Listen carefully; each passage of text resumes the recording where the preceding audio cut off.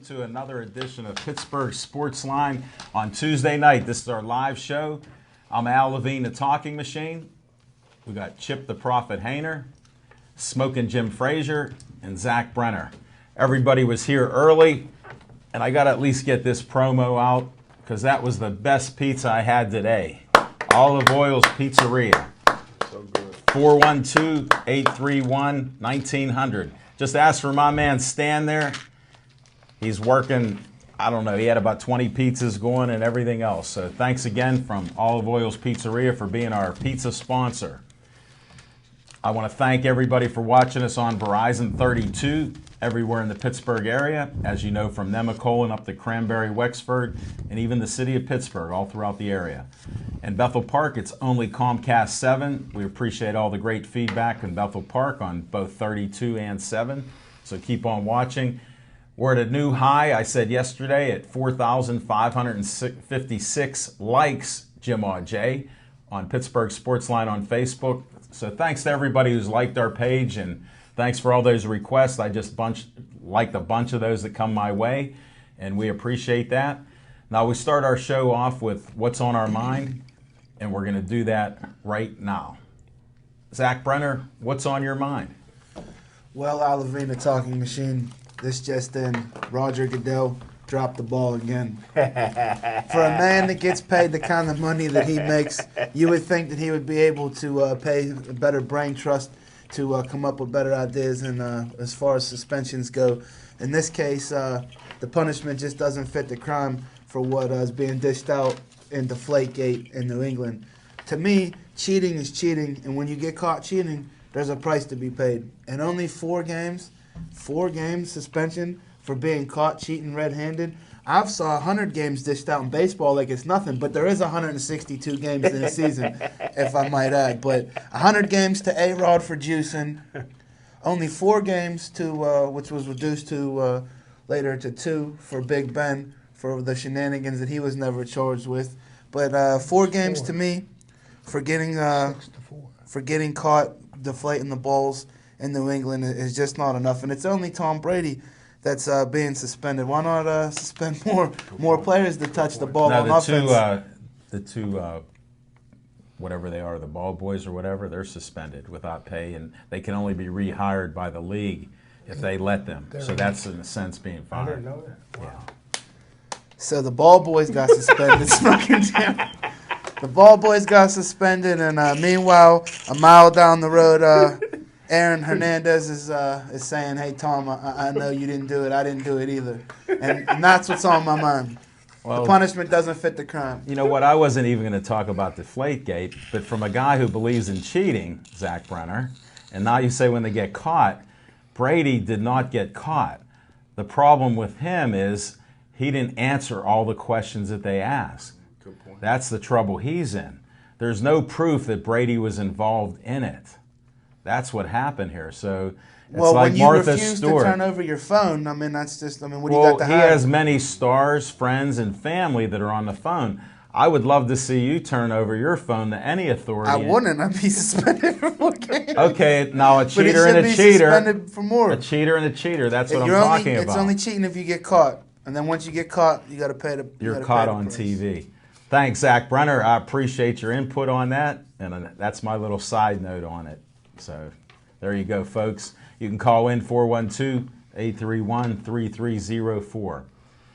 Smoking Jim Frazier, what's on your mind? Thanks, Al Levine, the Talking Machine. And if you want the green, you got the He got hands. Levine. Look at that hat. Wishbone days. Good Hold it. job. We got an announcement. Look, it's Smoking Jim's hat. Can you get a close-up of I that? tell you what, this hat looks good, too. I didn't think it would look that good on me. When you're wearing all black. I never had an Adidas hat before. Thanks, Rookie of the Year. Show his face a little now with that hat. Yeah, Look at that. I like that. He's smiling. I got the high cheekbones going. The high cheekbones go with the hat. Where else are they going to go with your face? So what's on your mind, Smoking Jim? What's on my mind, and I'll be real quick. I know we got a lot of guests coming in tonight. But what's on my mind is Lenelle Collins. He's an offensive tackle for LSU. Was slated to go in the top 10. He was in Chicago at the NFL draft. And NFL cost this gentleman and his family $10 million. His ex-girlfriend was murdered, and police said right away that he was not a person of interest. He took a lie detector test, he passed. He took a DNA test, and they found out it was not his baby, which he said it was not. So this guy had absolutely no motive for murder, and still the NFL refused to draft the kid, cost him and his family $10 million. And Jerry Jones this week signed him as a walk-on. And like I said, the NFL should be ashamed of themselves, because in this country, in this great country, you're innocent until proven guilty. And that's what's on my mind. Thanks, Smoking Jim. It's a proud day to hear the Sandbox boys believe in some type of law of the land. It's unbelievable. Chip, I can't wait to hear what's on your mind. Thanks, Alan. I've got two things on my mind tonight. First one stems back to Saturday night. And Saturday night, I enjoyed a great evening at PNC Park, and I watched the Buccos knock off the St. Louis Cardinals that night. But, baseball, Major League Baseball has been played for 150 years. I witnessed something at PNC Park Saturday night that has never happened in the history of baseball. The triple play was performed in the top of the second inning. And the thing that's unique about this triple play, the triple play went 4 to 5 to 4. Now, for my friend Jim, for my friend Jim, that means the ball was hit to the second baseman. He caught a line drive. He threw the ball to the third baseman, who stepped on third base and caught the runner off base, who then threw the ball back to the second baseman and caught the guy on second off base, turned a potential big inning into 3 outs, and which was integral in the Pirates winning that game. Well, Neil Walker was the key, because other players were walking off the field not knowing what even was going on. Well, the funny thing was that when they interviewed Clint Hurdle after the game, they said after Walker threw the ball to Kong, and he turned around to walk off the base, he goes, everybody on the bench was yelling in multiple languages for him to throw the ball back to second base. So, they've somehow managed to communicate with somebody that can't speak English.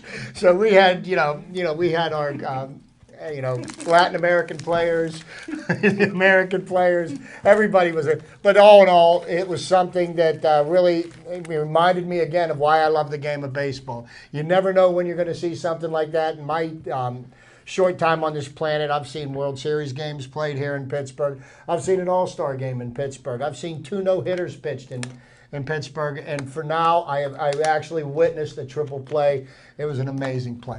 Now, the second thing on my mind, I'd like to add a little something to young Mr. Brenner's opening comments in regards to Deflategate. And I do have to tip my hat to Roger Goodell in one hand, because he actually handed down punishment to the New England Patriots. And, Bob Kraft does have Roger Goodell in his hip pocket. That surprised me. But, Roger showed his yellow streak down the middle of his back because he had Troy Vincent do the punishment. And so he had some kind of deniability there, so he didn't have to completely throw his buddy Bob Kraft under the bus. Right. But here's where I think he went wrong with the punishment. I mean, I do believe that the Patriots needed to be punishment. 4 games. I think ultimately, at the end of the day, a 4-game suspension would have been adequate. I think they should have gone with an 8-game suspension, and then when he appealed it, drop it down to 6 or to 4 games, just to make the point. I think if they drop on appeal, if they drop that down to 2 games, it's kind of like making a bigger mockery out of this than the Patriots did. And the reason why Tom Brady is being singled out is he did everything he could to hinder the investigation. He did nothing to cooperate with them. As a matter of fact, the gentleman that did the investigation, Mr. Wells, asked Tom Brady if he could see his phone, and he said no. He said, here's what. I will ask your attorney questions. He can look at the phone and answer the questions that I ask him, and I will believe whatever you tell me, and I don't have to see anything. And they still refuse to do that. So lack of cooperation with the investigation is what got Brady punished. Now, here's the other part of this thing. The person that's walking away scot-free is the person that's created a culture of cheating here with the New England Patriots. And now I'm talking about Mr. Bill Belichick, okay? Now, let's understand this. Back in 2007, we had Spygate. And because Roger Goodell was covering for the Crafts again, he destroyed all the evidence, so we really never knew what the evidence was, but he got caught cheating once, okay? So now he gets into it again, and you cannot tell me that Mr. Control Freak, Bill Belichick, does not know everything that goes on within his organization. Nobody winds their watch without him knowing what's going on. So now, they say he had nothing to do with it. Well, Sean Payton supposedly had nothing to do with Bonusgate, and he got suspended for a year. Why not the same punishment for creating a culture of cheating that continues to exist, and they're still making a mockery out of this? They don't realize that this cuts right to the integrity of the game. I think, Roger, you did one good thing, and you did an equally bad thing at the same time. But that's what's on my mind. Great points, guys.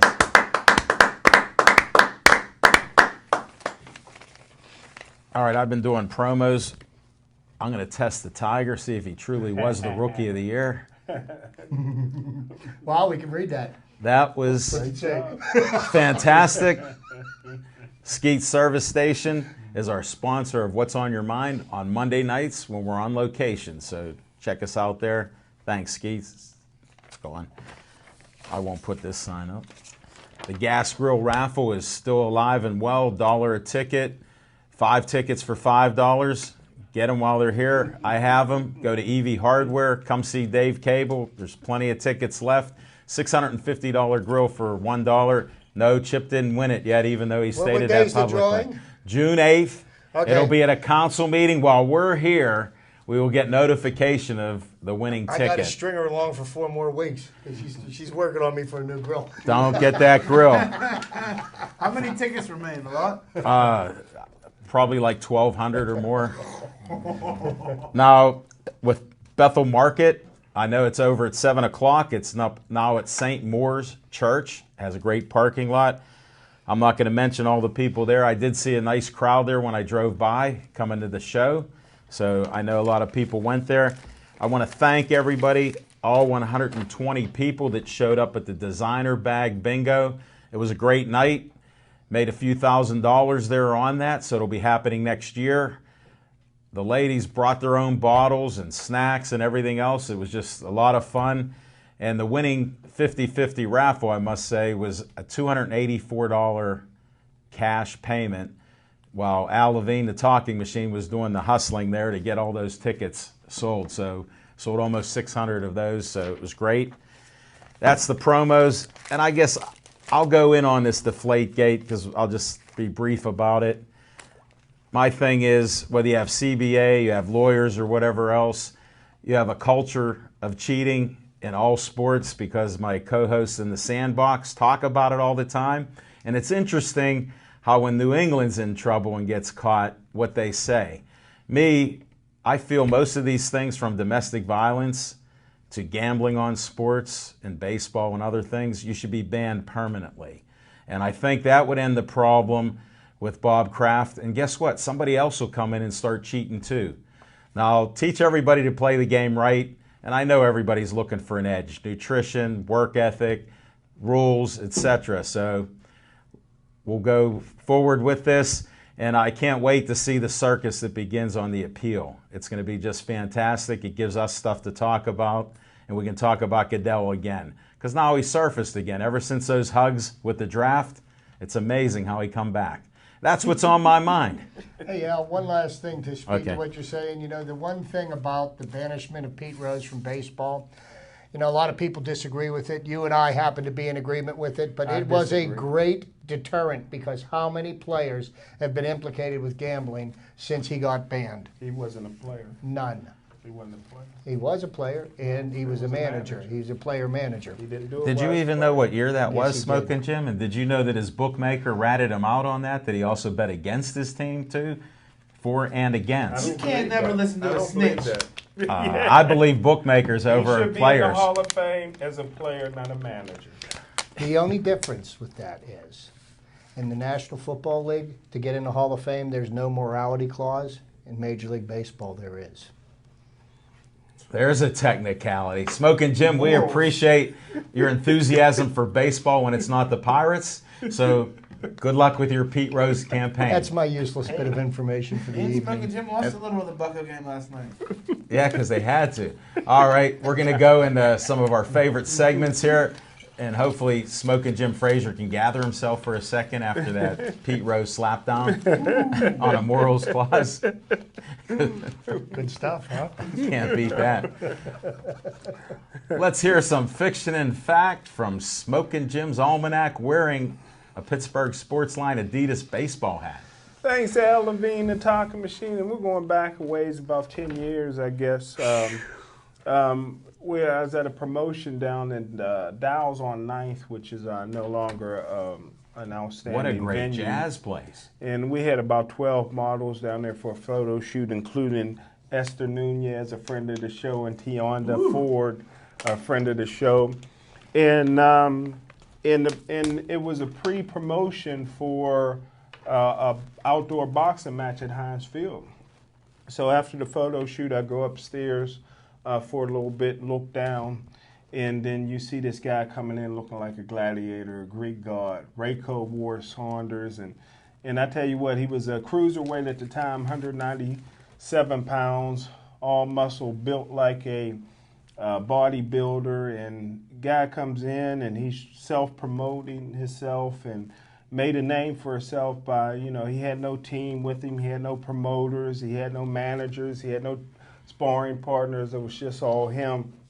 And he and I struck up a conversation, and we got to be friends. And I went to his press conference, which was at the Marriott next to the convention center, and it was really the first big time press conference I've ever been to. Great food, great spread. Matter of fact, they gave all the members of the media a free suite at any time of the year to come for one day, a suite. So whatever happened at the Marriott stayed at the Marriott, but it was a beautiful place.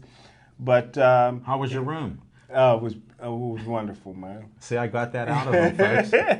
And I tell you what, the fights at Heinz Field was the first championship fight outdoors since Jersey Joe Walcott and Ezra Charles fought back in the 50s, and Rayco. Forbes Field. Forbes Field, buddy. Yeah, and this was at Heinz Field, and Rayco won that. And a little bit after the fight, we got to be friends, and Rayco told me then that there was just no money in the cruiserweight division. I mean, this is a guy that was tailor-made for the cruiserweight division, probably could have been the greatest cruiserweight champion of all time, but he told me he's either going to move into the heavyweight division or into the light heavyweight division. And he probably should have moved into the heavyweight division. He used to knock everybody out as a cruiserweight, but the light heavyweights, they feel his power and just run like rabbits, or like Floyd Mayweather Jr. And Rayco is fighting for another title on Saturday night. So I tell you what, it's been a great ride hanging with Rayco War Saunders, one of the great icons of boxing in the city of Pittsburgh here, history. So that's the fiction and facts from Smoking Jim's Almanac. Thanks, Smoking Jim. Rayco's been a multiple guest on our shows in different venues. So you even did an interview last year at the Kumatai Classic on him. That's right. And he stopped in a couple times doing boxing broadcasts, amateur. Yes, he has. He's been there for the Emmys. Definitely. Friend and fan of our show. And look for him in the movie Southpaw coming out this summer. That's right. We'll make a note of that. Try to have him on location when that comes out. Let's go to Chip's Trivia time. Thank you, Alan. Well, Pittsburgh has long been known as the city of champions, okay? And probably that dates back to, I would have to say, the 70s, when the Steelers won 4 championships in 6 years, and the Pirates won 2 championships in 9 years. But, the Pirates were the first Pittsburgh team to win a major championship. Well, the second team that won a major championship for the city of Pittsburgh was before the Pittsburgh Steelers, before the Pittsburgh Penguins, and in a league that no longer exists by a team that most people never even heard of. But on May the 4th, 1968, the Pittsburgh Pipers beat the New Orleans Buccaneers 122-113 in Game 7 to win the very first ABA championship. So there you go. Pittsburgh started out as a champion and still retains that title. Some other things that I found kind of interesting here along my inquiries here. Tonight, Pirates are playing the Philadelphia Phillies, and in Philadelphia, A.J. Burnett's pitching. Well, on May the 12th of 2001, A.J. Burnett pitched an unlikely no-hitter, overcoming a record 9 walks to lead Florida over San Diego 3-0. Wow, that's unbelievable. That's unbelievable. He faced 36 batters to get a no-hitter and didn't give up any runs. So that's tell the folks how many batters you face in a perfect game. In a perfect game, you would face 27 batters because that's how many outs you need to win a game. Thank you, Chip. I appreciate May that. 12th. Some people don't know that. May 12th. I mean, out there in TV land. May 12th, 1955, a gentleman named Sam Toothpick Jones of the Cubs got a no-hitter the hard way.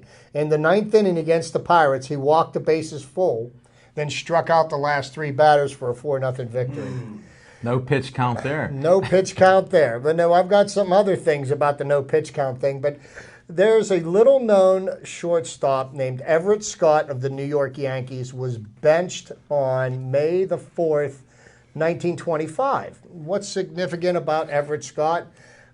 He ending his streak of 1,307 consecutive games played that started while playing for the Boston Red Sox. So the record was 1,307. Then on May 2nd, 1939, Lou Gehrig of the New York Yankees did not play against the Detroit Tigers at Briggs Stadium.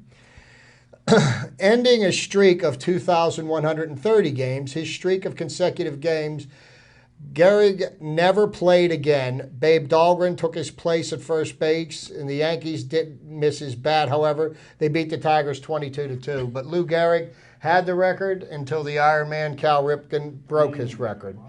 So that was that's Everett Scott's how he ties into this one, because Gotcha. they both ultimately were playing for the Yankees when they set the records. May 11th, 1919, there's one pitcher in the Hall of Fame. I'm sure Alan's heard this name before. They called him the Big Train. Walter Johnson. Walter Johnson of the Washington Senators pitched 12 scoreless innings in a duel with Jack Quinn of the New York Yankees at the Polo Grounds. The Big Train allowed only 2 hits and retired 28 batters in a row. Here's the part that Jim will like here. Future football star George Halas, batting leadoff for the Yankees, went 0 for 5, striking out twice. Wow. Okay? Football may have been his game. Football may have been his game.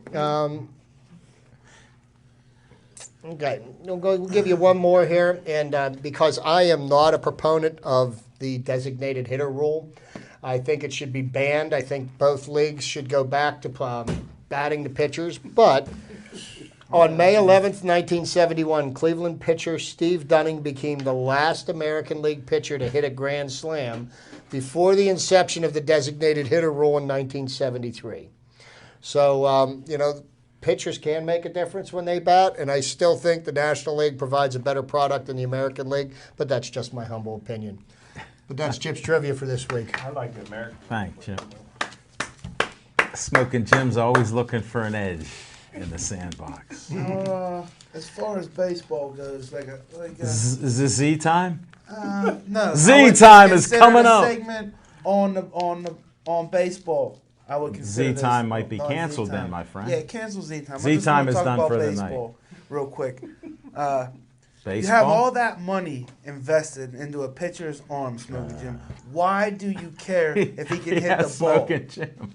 Why do you care? I'm just asking you. I'm just, common sense logic from the cow you got, from a Vulcan. Yeah. Why you put all the money into the guy's mechanics? He already said he as a believes in pitcher? the American That's why I League. like American League ball. Why would you want to risk that running to first base or trying to Here, I'm block gonna interrupt you. They should play the game with 9 players that play. When you change that, you change the whole dichotomy of the game, and you can allow guys to use different edges and strategy that you shouldn't even have in there. If a player can't bat up, then his career could be ended earlier, whether he pitches or not. It happens to regular starters. It can happen to a pitcher. If he's that big of a liability, so what? We can agree to disagree. Yes, sir. Well, put it like this. Your common sense is not common sense. It's prejudice. What is prejudicial about it, sir? I paid you $100 million to pitch. I didn't pay you $100 million to bat. This hit is the called ball. Mr. You paid Billion. him, no, you paid him $100 million to play baseball. Yes. Part of playing baseball is fielding a position and taking your at-bats. That's Only the in the game of National baseball. League. They did it for over That is the 100 game. years. 150 years. So now No, you but can no, see Smokey. 1867 to Why? 1973, Why they some- always had the bat. Somebody come up with an edge that had many more millions than you, the $100 million guy, and that's why they did it, because they thought that that would help. It diluted the game here. It created more specialization with pitchers and everything else, and it made some managers where they don't manage. So it's not that good. So you don't if look two beyond on that. the right had votes for the Baseball Hall of Fame, you wouldn't vote in a guy because he didn't take at bats? You're mixing apples and oranges. No, to answer your question, to Good answer your question. question, I wouldn't vote for the Hall of Fame for a player that didn't field his position. Because I also say to this, Chip, Well, no, I disagree. What I about would great vote- designated hitters, though? Here's Guys what- that were great designated hitters. Do they not get in the Hall of Fame? Oh, you didn't let me sound off. You let Chip. I got to disagree with them on this because the rules of the game changed in '73. So anybody after that I had to vote for the Hall of Fame, if they excelled at pitching and were just in the AL, I would have to vote for them. But I you mean, can because see that's why the guys- rules. You're mixing apples and oranges They're on coming on stuff. our But side. but a no, little but bit. Not at here's all. what you have to understand. I disagree totally. Here's with what you you. understand. What you fail to understand is that the players that end up being designated hitters in their 30s were played a position in their 20s. Yeah, So Correct. they did First not base. start their career as a But designated does hitter. does that As a diminish matter their of fact, career? I don't think there are any designated hitters in the Hall of Fame right now. Well, that's a great question for Chip's Trivia. I think he may have answered it already. I can't think of one. Well, No, I they're think all- Edgar Martinez was up for the ballot just He didn't have recently, a- yeah, and he hasn't gotten elected. He was short. And but he was a position player first. On votes, Smoking Jim, you need a percentage. 75%. So could you see where players would say, "Hey, you know what? I'm going to stay in the American League as a pitcher because listen, I don't have to bat. I'm They going to may stay." not have a choice, Zach. Well, you're right You about that. know what I mean? Their contract doesn't get picked up for the next year. They're going to play for whoever pays them. You're right. And that's happened. And it has happened where some players do try to stay in the American League, pitchers and hitters. You just have to follow baseball, like maybe read something about it once a year, and then you would see some of these things. It's a new shiny penny to you. He made a But good argument. He made a I good know. his I don't is know such an anything old about argument. baseball. His argument goes back to 1973. It's so old and stale that it's unbelievable. I wanted to be respectful, but I don't agree to disagree. It's the facts. When you choose to not let the facts get in the way of your opinions, you guys are 100% right. 100%. What could I ask you guys? I wasn't around in 1973. It doesn't matter. You What can read prompted- history. What prompted the rules to be changed in 1973 in baseball? What was the logic? That is a good question. I'll find out the answer for Mostly you. I'll give it to guy- you next week. All right. From what I recall, mostly guys like yourself, they wanted to be different and have a different type of league, and they thought that That would is a give. good question. It really is a good question. I will find out the answer for you. It's something like that. They wanted an advantage there.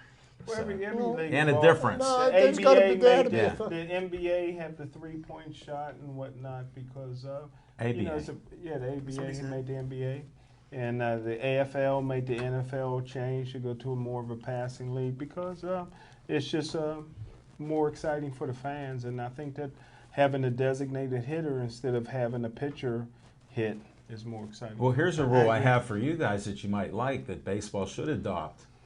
No more playing with your gloves, fidgeting around.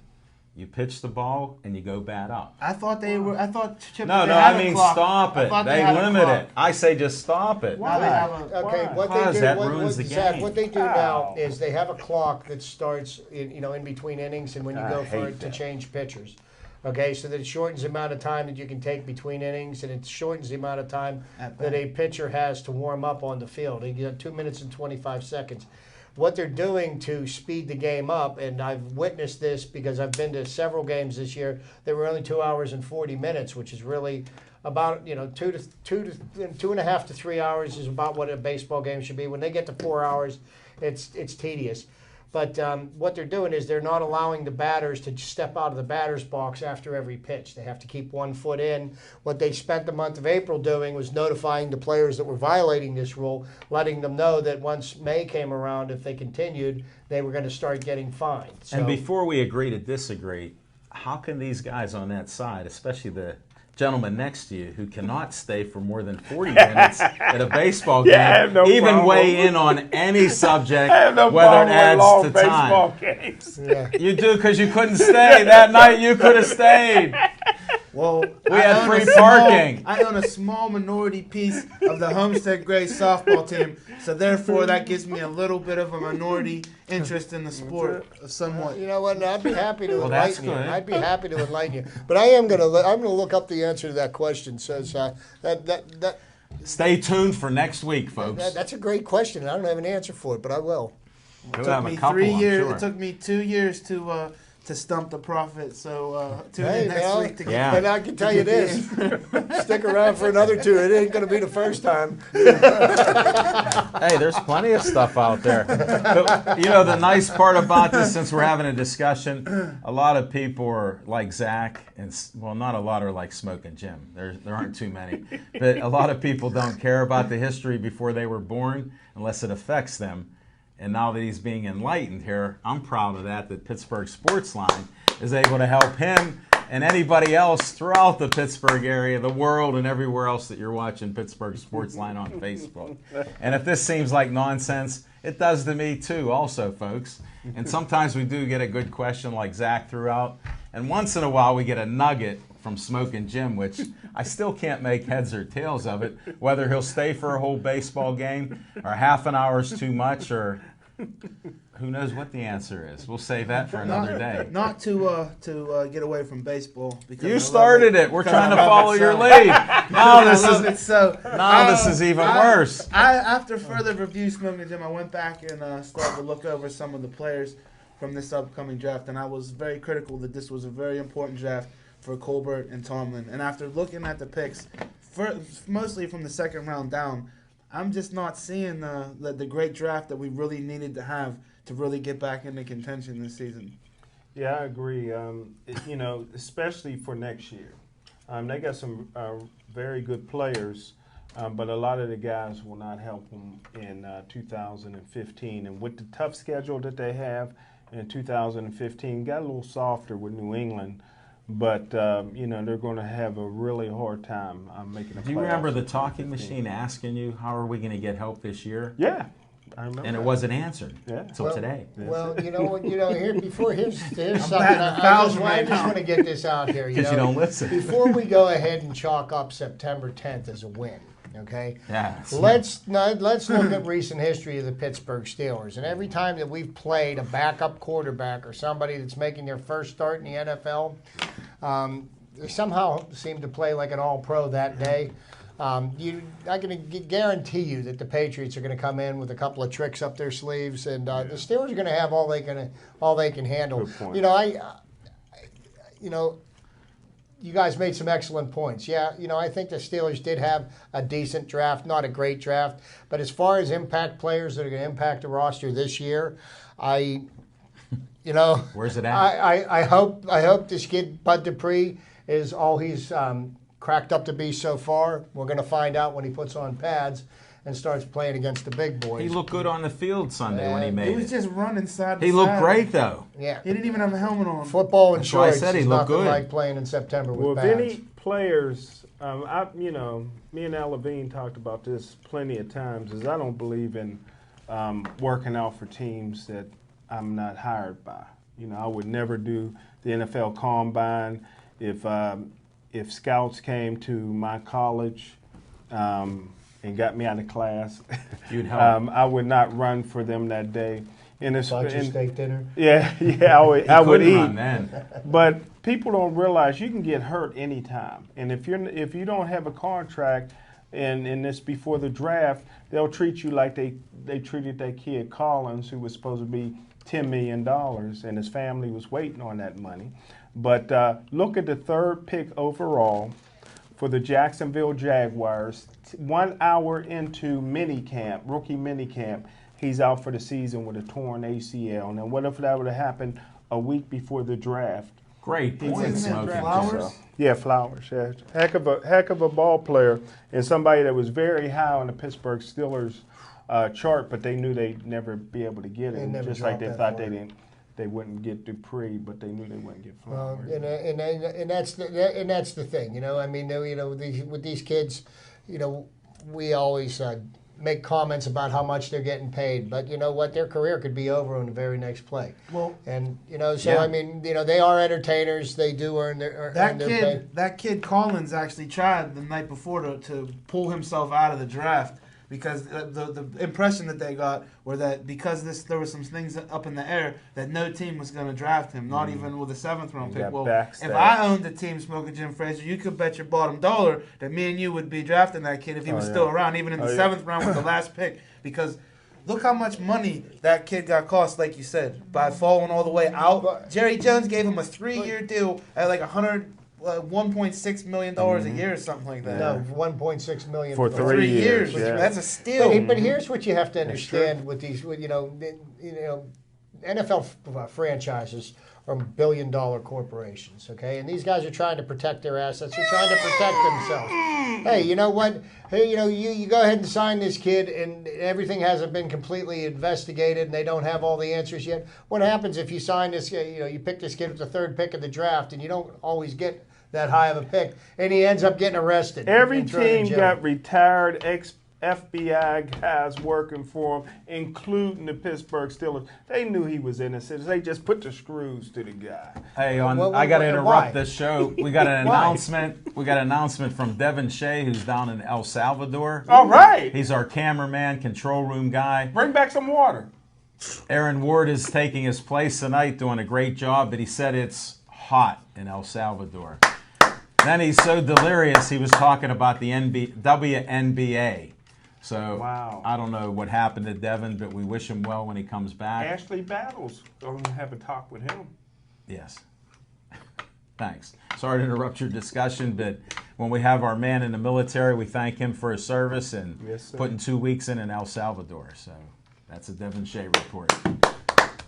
No, can I also interject this, though? So for a team that took Mike Adams, who was a known smoker, you pass on a kid that passed a lie detector test that police said is not a suspect, that was a stud, that was a top 32 pick, that could have probably helped in case, Castro decides to take out Pouncey or sabotage another lineman on a pool. Zach, here's what you have to understand. When the time when the Steelers picked Mike Adams, it was a different world than it is today. You look at everything that has happened in the last year and a half, and it's going to influence decisions that are made moving forward. You know, when you have the Ray Rice issue, you have the Adrian Peterson issue, you have Aaron Hernandez. You've got a number of these different players that are getting involved in things that wasn't happening. I mean, if it was happening before, it never made the news, but now all of a sudden it is. And, you got to protect your assets. Steelers got hoodwinked with Michael Adams, and they got hoodwinked again with him. Sad story. He gave him a sad story, and they fell for it. Well, yeah. I think so. Just another soft Buckeye from Ohio. The kid from Nebraska, Missouri, Shane Ray, went in the first round, and he tested positive. He had marijuana busted a week before the draft. He said he won't do it again. He won't drive around with that much marijuana in his car ever again. Selected top 20 pick. Well, you know, a lot of Steelers out there in the NFL. A lot of Steelers. We'll see what kind of career he has. What about how does anybody feel? I know Smoking Jim can't talk about this because you don't know anything about hockey. How do you guys feel about Mike Babcock There's a big to-do over Mike Babcock with the Detroit Red Wings. He's available, I guess, apparently. And the Penguins came out a couple days ago and said, we're fine. We're not going to pursue Mike Babcock, which is an awesome coach. Mike Babcock does have a decent resume. I don't think that he's the next Scotty Bowman. And if you follow hockey, you know the kind of impact that Scotty Bowman had on hockey. Won a lot of Stanley Cups. Babcock has won one Stanley Cup.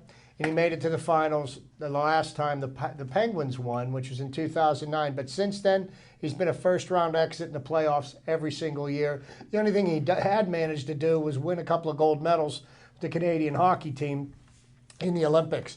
But, I think Mike Babcock is a little bit overrated. I mean, if he was such a great coach, where's his string of cups? Where's his championship teams on his resume? Yes, he does have some. It's been a long time ago. And he missed more, ever since the Penguins won the Stanley Cup, he's been a first-round exit from the playoffs every single year. So I would not be too surprised if he ends up back in Detroit. Oh, it could happen.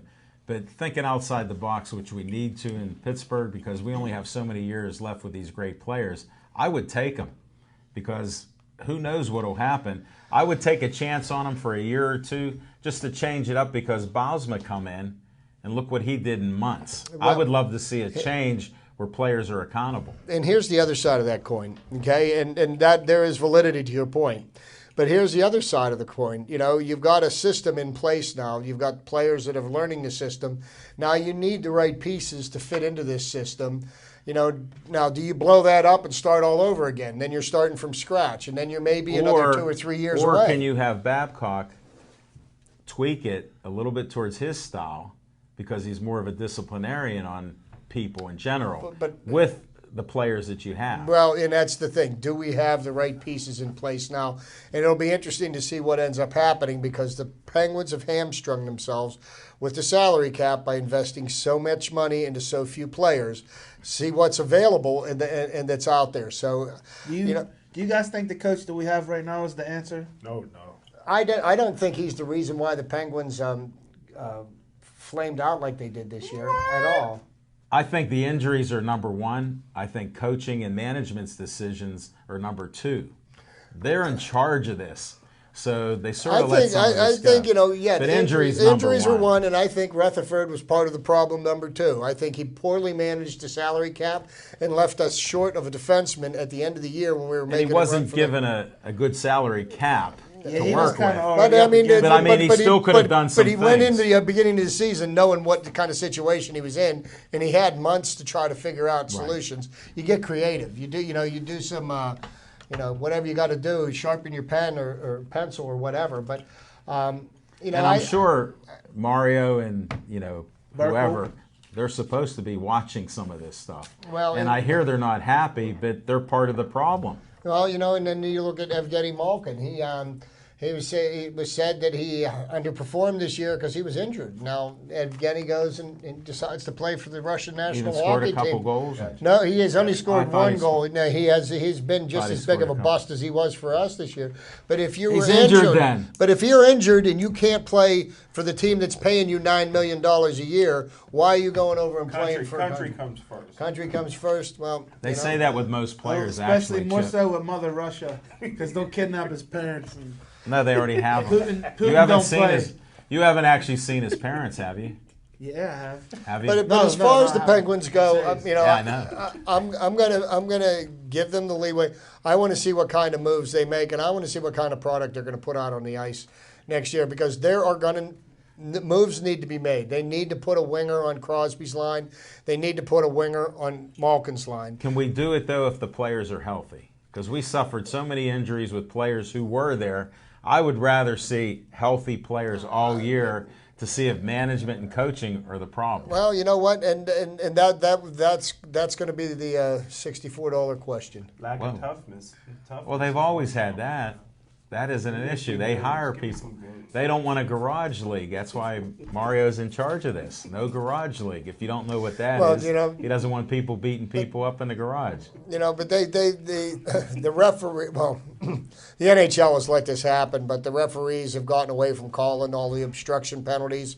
which has caused the game to especially late in the to season. stagnate in the late 90s and the early 2000s with all the clutching and grabbing and everything. I agree. And scoring is way down. And I think if they want to increase interest in the sport, they need to start putting the puck in the net. Almost quarter two. Yeah, we're having a great open discussion. Zach, we were waiting for so a couple far, calls. It's been a great show. So even with the I don't know. calls, I'm sort of Well, hey, until we disappointed. get our in the calls, why don't we talk a little Buccos here? They're in the midst of a 3-game winning streak. Won 4 of their I'm last all for 5. that, talking about a winning streak today. Yeah, they've won the last 3 in a row. They took 2 out of 3 from the Cardinals after losing the first game. Saturday night's game was really kind of amazing because we took a 3-0 lead because the Cardinals uncharacteristically made a bunch of bonehead plays. Then Vance Worley gave up 5 runs in the top of the 5th inning, and the Pirates came back and won the game 7-5, which was pretty outstanding. And you know, there's been a lot of talk in the Pirates this year about their closer. And Mark Malanson is just last night he wrapped up his 3rd save in a row. People are claiming, well, geez, he's lost velocity on his pitches. Right. And you know what? To me, velocity on your pitch doesn't mean anything. Placement is more than anything. If you can get people out, I don't care if you underhand the ball. You know, if you can make people swing and miss at it, I think, you know, you deserve a chance. But he pitched real well last night. 4-2 lead in the 9th inning. He gives up a home run. And then it was it. No, he gives up a home run, and he gave up a base hit, and then he shut them down. And you know what? no At more the end of the scoring. day, all we got to do is score one more run than our opponent. But a lot of things are coming into play. Starling Marte is 8th showing homer. all-star capabilities. Young Ho Gong has The hoe part. has been outstanding. I mean, you know, this guy's batting .331. And he played in smaller fields. Here's what's amazing to me. They were almost Little League standard fields, a couple 100 feet. Mm-hmm. I mean, so for him to be playing at a major league level at the price they he's pay, hitting for power. it shows, yes. And he's hitting for average. You know, he's played third base. He's played playing shortstop tonight. Josh Harrison is in Time a to sit him down. not well. It's time to let him play through it. I mean, he's in the biggest slump of his young career, and he's in the biggest slump of his career. But Willie he's going to Mays play went his for way about through it. 1 for 56. They sent him Willie down. Mays. Yeah, but you would have said get rid of the bum when he was a kid. Last if you week were at on. this time, blowing up the airwaves all over Pittsburgh, all of the sports talk show hosts were all saying McCutcheon's injured, you ought to sit him down, you ought to rest him. McCutcheon's raised his average from 181 to 219 after last night's game, and he's hitting the ball the way Andrew McCutcheon hits the ball. When Andrew McCutcheon is on, he'll hit the ball from right center to left center field, and he'll just hit rockets. Hey, And he's Chip, doing this is that. all good, but let me put it in perspective for the football schedule, guys.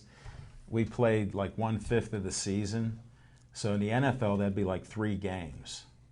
So if you're willing to give up on your running backs and your quarterback after 3 games. He was ready to give up after the No, first he game. did. He did. But I'm trying to give him the logic because he based it on nothing but opinion. And this would be like 3 games of the NFL. He had a good series against No, but the NFL. Worst team in The NFL. baseball. The Phillies. No. 3 games against the He NFL. actually had a great series against the St. Louis Cardinals, the best team. He in doesn't baseball. mention that because he has amnesia on it. Yeah, he's got selective 16-game amnesia. season, it'd be like 3 games We're- for the Steelers. we're 32 2 home games. runs. 2 home runs. Still. 30. He's still stuck on How 2 do you home know runs. negative statistics? I'm just asking. When I he- said he would not have. You're a good stating season. what you're He regurgitating cut that we all already his know. dreads for What- publicity. What do you consider not a good season? He doesn't. Andrew McCutcheon was. Yes. He, I mean, not winning the MVP of the league Okay. Do you because think he was in the he's- top 3 the last Okay, 3 so years. so of 32 one. games into the season, you think there are any MVP candidates at this point? He hasn't studied it that deeply. 32 Well, I'll give you a 32 couple of games names. into this. I know Andrew's not. No, It's Right like on playing the net. 3 games in the NFL. right now, 2 right home now. runs. You think he's going to hit 30? It's like having 2 You know touchdown what? passes Have in you 3 have games. you ever seen when Andrew McCutcheon gets hot? I seen it with dreads. I've seen it with His hair. wife is hot. The hair has nothing. Oh, to do with he's that. married too. Well, that's another mark against him. That'll Luckily, for all of you that are trying to learn something, you wanna the discuss disclaimer is you know less now if you listen to Smoke and Jim on the logic. 3 games out of the NFL season, if Big Ben only has 3 touchdown passes, cut him. Hey, we talked Big about Ben, caught last him? night that Okay. a lot of athletes are superstitious. A You lot did. of athletes, You great did. athletes are superstitious, and cutting your hair has been proven that that's worse than the Sports Illustrated coverage is.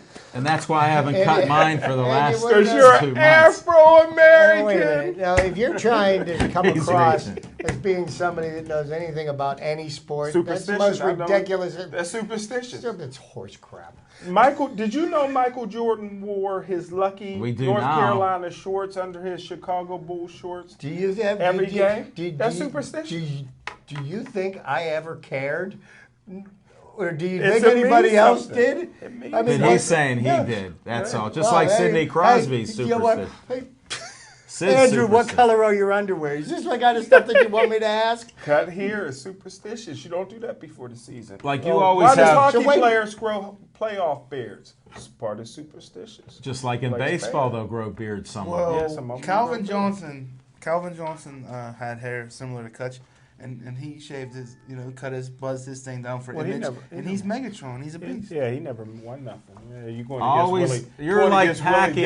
Gay. You going Smoking against Jim, Willie I Gay. see the light now. You're like Pacquiao, raising his arms before a fight, and afterwards, man, my shoulder's He's a shot. tough man. I watched that fight today. He won 8 rounds. You're so delirious and delusional. You hadn't slept for 3 days. I saw 3 rounds, and if I saw Pacquiao fighting me, I would let him swing away because all he could do was go straight at you. That was an embarrassment. A.J. Burnett. Unbelievable. 3 more scoreless innings. Let me He's ask you already this question.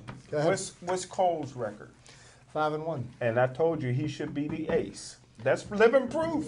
A Living proof, blind that's it. squirrel like Smoking Jim Frazier can find an acorn. He found it. Jim, You're not making sense. you're not making sense because right now he is the ace of the staff.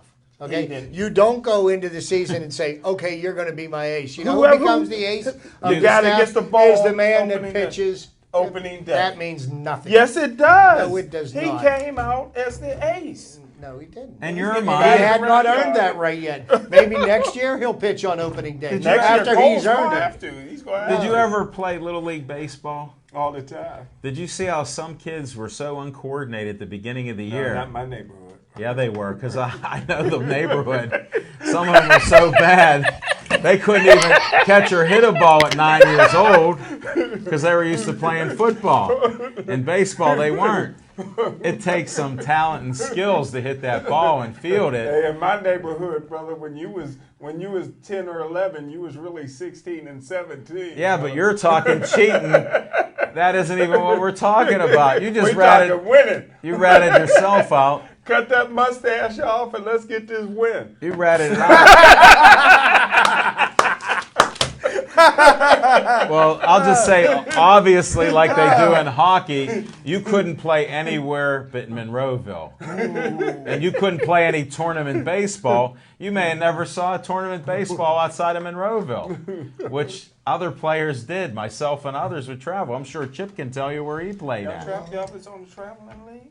Yes, I was. I was on the All-Star team, and we traveled around. We played Stoke and Rocks. We were over here in Carrick. We played. We played team up in Ross Township. You know, we traveled around the Pittsburgh area. But it was the All-Star team from the Little League that I was in.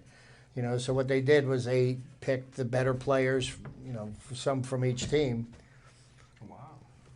See, he learned and he played ball. I got to check the records. I'll When tell were you you. born again? Because I know that investigation. That investigation's ongoing. They're getting close. They're circling the wagons. My father was a coach, and he taught me the game when I was young. And before I was old enough to play in the Little League, I sat on the bench and I kept score for his team. You know, so that's how I learned about why people do certain things when the ball's hit. Because you don't just stand there and wait for something to happen. You have to be in right position to make things He didn't happen. teach you anything about superstitions. People are superstitious in baseball. I'll tell you my superstition. When I walked on the field to pitch, I didn't step on the white line. There you When go. I come off the pitching mound, I didn't step on the white line. And you know what? Sometimes I won a lot of games, but it wasn't because of the white line. Maybe I did have a superstition because what I would do is when I get my fresh, clean white uniform on, as soon as I got out of the car, I was the first kid to go slide across the That's infield. a superstition. Get some dirt on my uniform. Because I came home with half the infield in my back pocket. Hello, caller. We've been waiting for your call. How you doing, Al Levine? I'm doing well, Lightning Rod Sulka. We only got a few minutes left for you, champ. I was at the pizza shop. Oh, man. I hope you had a great piece of pizza, buddy. We had our pizza, and I know you're not eating much pizza. They gave me a whole pizza to bring home, and I'm sitting there smelling it in the car, knowing I can't have any of it. But I brought it home anyway. No, it was Dante's Pizzeria out there in South Park. The guy's he's unbelievable. I know him. They're good. Just eat some of the cheese and tomato sauce. I'll be wearing the T-shirt, and I'll be wearing the T-shirt in the ring on Saturday. Sounds like a good sponsor. Hey, I think we only got a few minutes left. We had so many questions for you. Just tell everybody what's going on and what weight you're fighting at, because they're interested in that, Rod. Saturday, we'll be fighting 130 pounds for the first time in my career against Noel Echeverria, tough kid, Puerto Rican kid, southpaw. At the Meadows, I believe the doors are probably going to open at 6. Fights start at 7. I'm the main event. There's a great undercard. Jason Bergman's fighting Reiko Saunders. Is fighting Tommy Karpenski's fighting. It's going to be a great card. The tickets are reasonable, $25 for general admission, $100 for ringside. So it's definitely a can't miss card. There's a lot of those guys, including myself, have been fighting, on big shows and everything. So it's nice to kind of come back to a smaller arena, fight on a smaller, more private, personal kind of show, and have that kind of talent on the card. Now, there's no doubt about it. It'll be a great night. It'll be rebroadcast on Fox 53. Smoking Jim Frazier and the Talking Machine will be announcing. We're not sure who else will be on the team, but we want to thank Frank Luca and Crown Boxing for putting this all together with you guys. Yeah, definitely. Frank's, he's the promoter. He's the promoter on the show. I've been working with him. He's been real easy to get along with, easy to get everything done, and very available. I have no problem getting in touch with him and stuff, which is nice when you're dealing with a promoter. Sometimes it can be tough. Well, you've witnessed it firsthand with you doing your own business and running it from A to Z. I've witnessed that over the last few years, so that helps. We only got 1 minute left, Rob. Why don't you tell us about what's going on at Century 3 Mall real quick? Oh, yeah, we got the Fight Company opening June 1st. It's going to be Pittsburgh's biggest boxing gym and CrossFit. So we're going to have boxing classes, fitness, and CrossFit classes be open. And where's it located in the mall? Just so people haven't... Century 3 Mall, second floor next to J.C. Penney's. There you go. All ages, sizes, everybody's welcome. It's truly a place for anybody. All right. Hey, we got to wrap this up, Rod. I want to thank you. We'll see you at the night of the fights. And after your win, you're welcome on to any one of our shows that you can do it. Hey, Rod, this is Chip. I want to wish you the best of luck in all your ventures, buddy. Good luck. Thank you, guys. Thanks very much. I appreciate it. Take care. You too. And that's it, folks. You heard from Lightning Rod Sulka. We got to wrap this show up. I want to thank you for watching. Look, we had our local champion call in, and he's starting his own fight company, a gym and fitness center at Century 3 Mall. Be safe out there and stay Joey strong.